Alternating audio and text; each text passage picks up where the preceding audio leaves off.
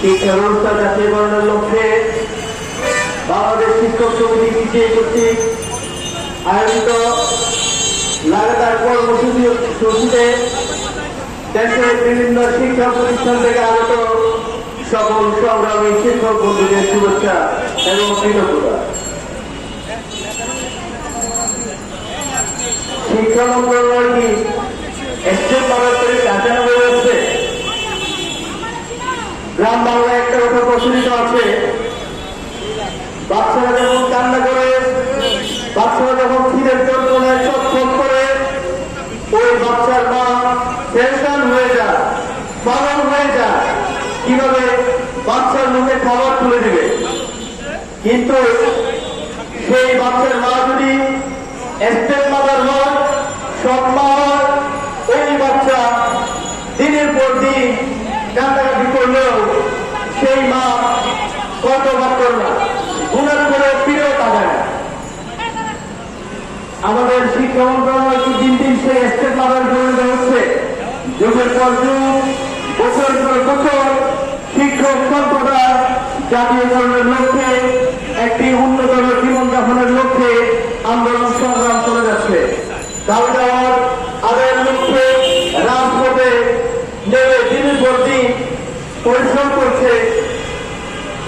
কিন্তু আমাদের শিক্ষা মন্ত্রণালয় সেদিকে কোনো রকমের কর্ণপাত করছে না।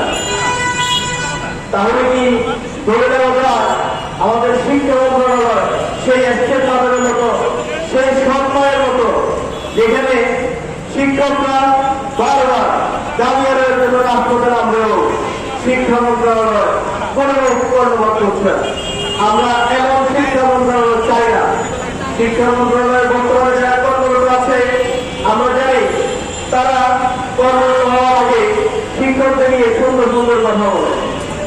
আমরা টিভি শুনে বিভিন্ন পত্র পত্রিকা মিডিয়া তাদের সাক্ষাৎকার যখন শুনি, তারা চমৎকার ভাবে শিক্ষকদের মধ্যে আন্তরিকতা প্রদর্শনসূচক কথাবার্তা বলে। কিন্তু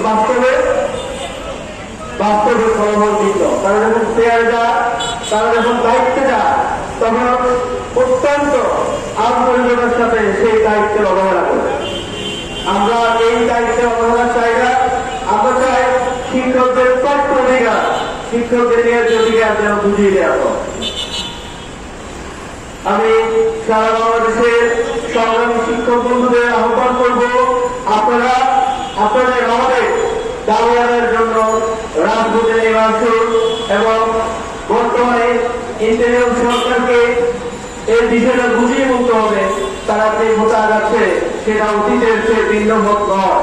অতীতেও তারা শিক্ষকদের কোনো তোয়াক্কা না করে তাদের মতো করে সিদ্ধান্ত নিয়েছে, তাদের মতো করে গিয়েছে, কিন্তু ফলাফল হয়েছে উল্টো।